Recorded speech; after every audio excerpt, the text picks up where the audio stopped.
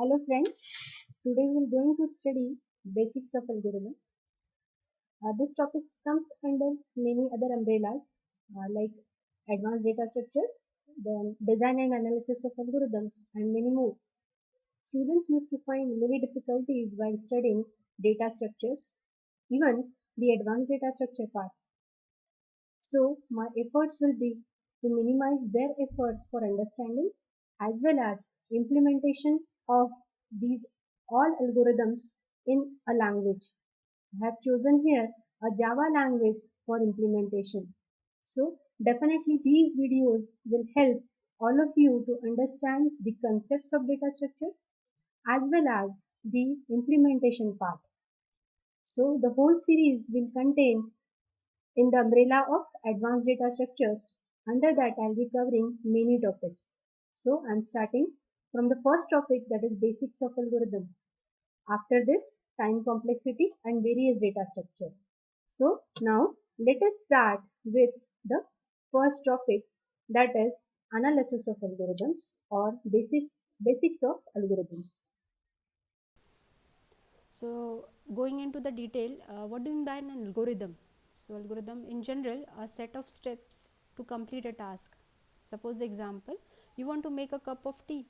So the algorithm says you add water and milk to the kettle, boil it, add tea leaves, and then in the last step add sugar and then serve it in a cup.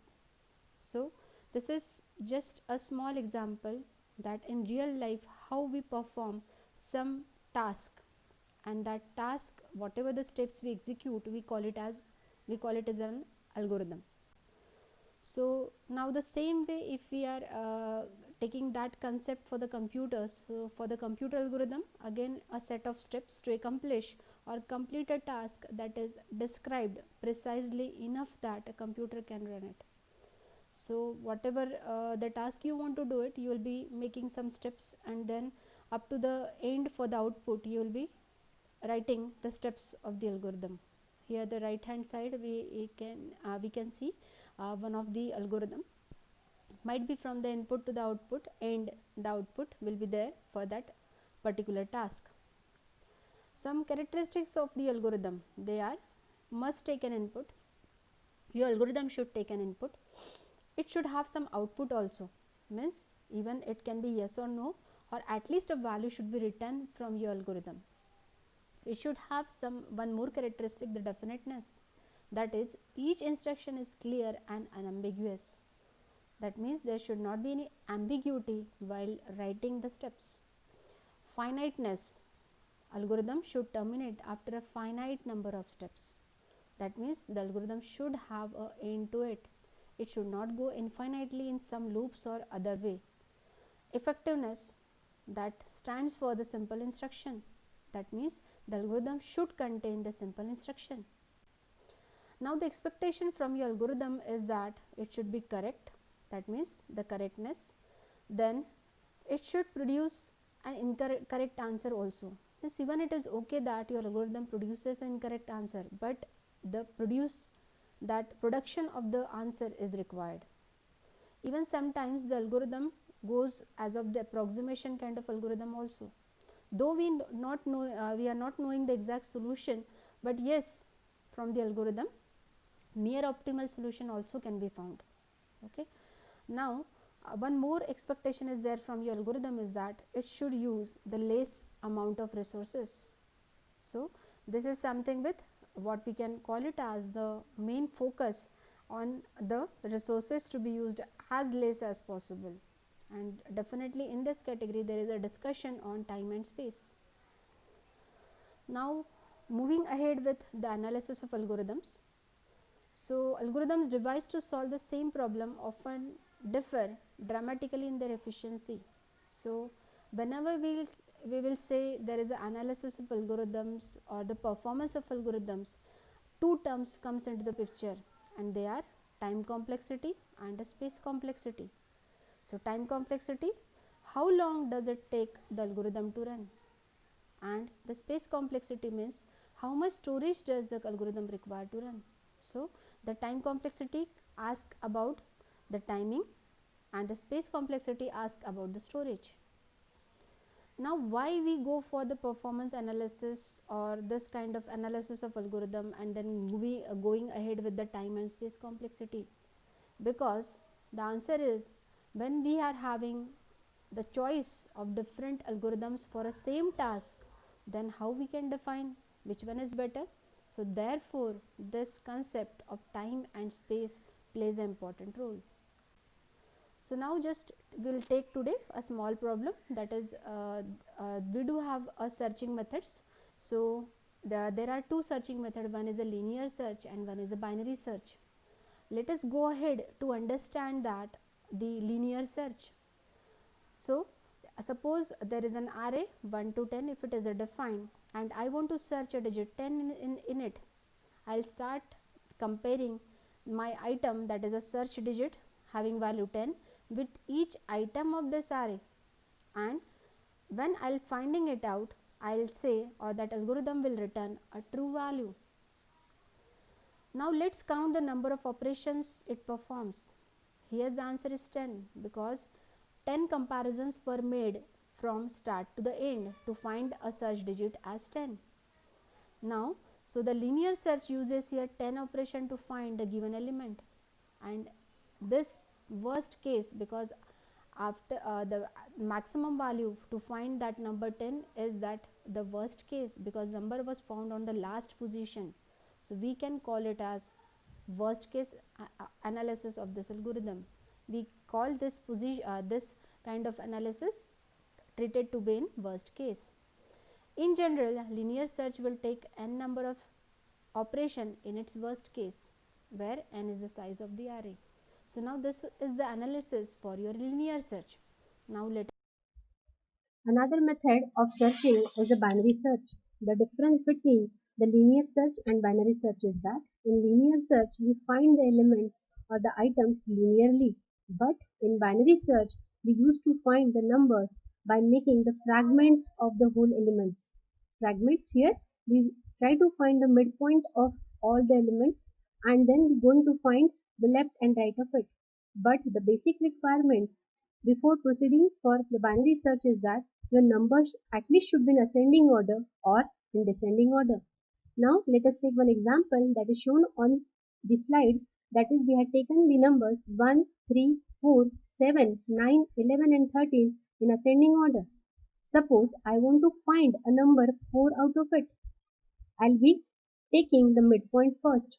That means on that midpoint I have fragmented the items in two parts. Now I'll verify that number 4 is greater than 7 or not. If it is greater, I'll go to the right side. If it is small, I'll be going to the left side. Again, if I'm going to the left side, again I'll be verifying the midpoint of numbers from 1, 3, 4, 7. Again I'll be comparing the number 4 with the 3 number, because 3 will be in that case a midpoint of that segment. Then again 3 is compared with 4, but 4 is greater than 3. So we'll be moving towards right instead of left. And then on the right side I found that the key is found. That was I was finding the number 4. So this is the analysis of the binary search algorithm for the given example.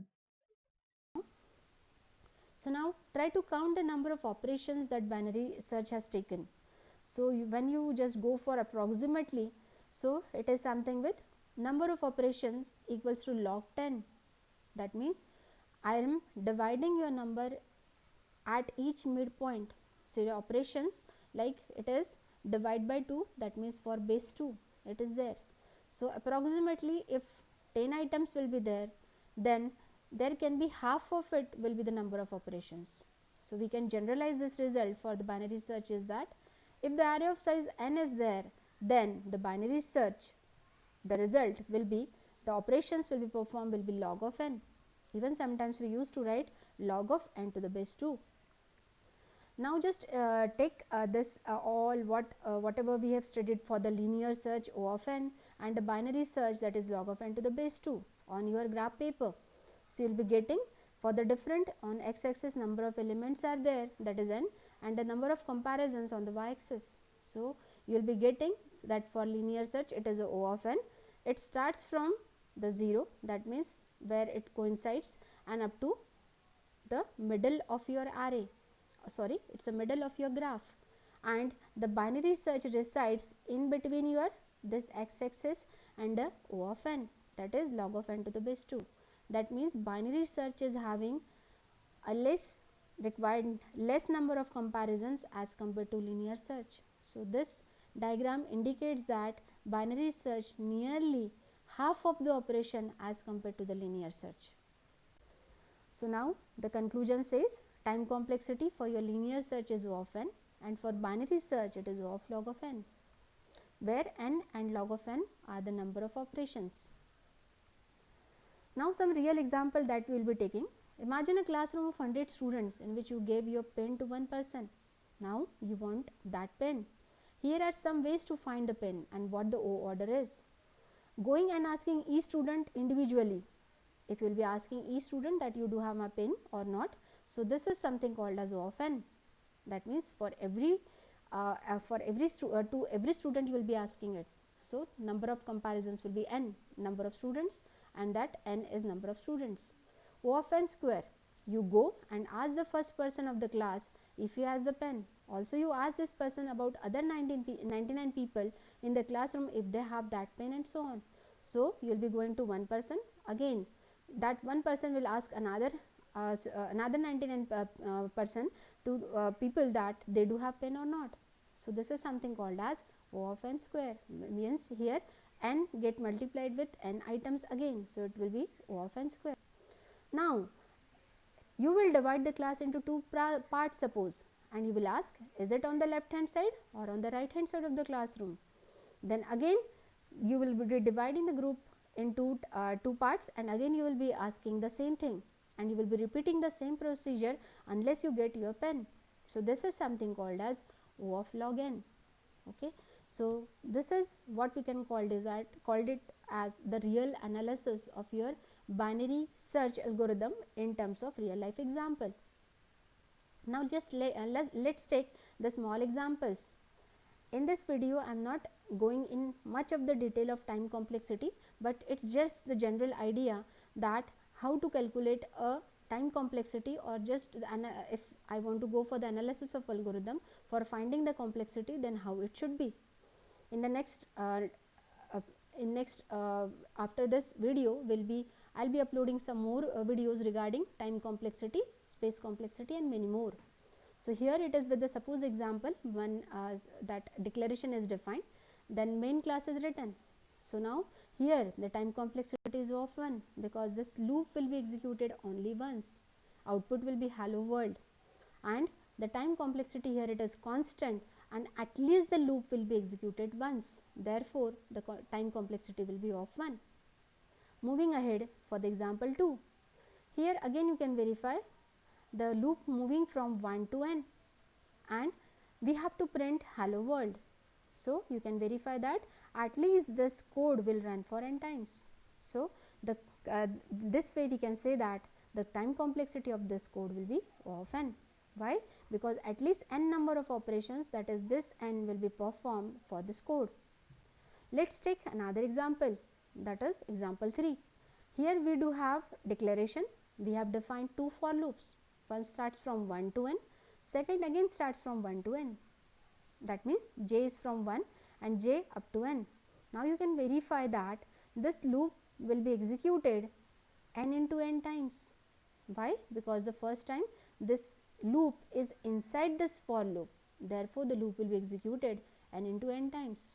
So the time complexity of this code is O of n square. Why? Again it's n into n, therefore. So let us solve one home assignment, that how we can going to measure the time of a program. Like if some code is written, how we can verify how much time it is needed for the execution.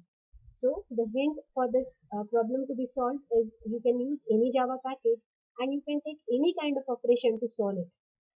So let us analyze the solution of it. So there is a solution for this problem that already I am mentioning here, that how you can time a program. So we do have a stopwatch method in Java library, and you can use that elapsed time as what we can call it as a method inside it.